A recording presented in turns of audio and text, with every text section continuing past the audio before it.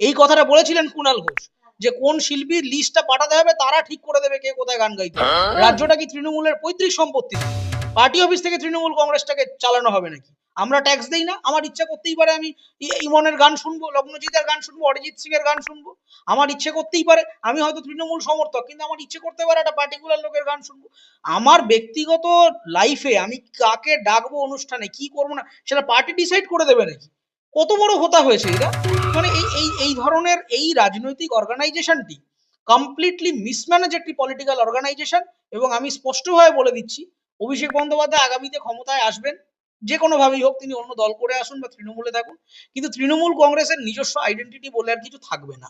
এবং এই মমতা ভার্সেস অভিষেক দ্বন্দ্ব, এইটা সম্পূর্ণ আমি বলছি, এটা ঘরের মধ্যে ঘর, এটা মিথ্যা কথা বলছেন ওনারা। বাজারে এরকম একটা রটিয়ে দেওয়া হয়েছে, কিন্তু ওনারা সবই এক জায়গায় বসেই চিন্তা ভাবনাগুলো করেন।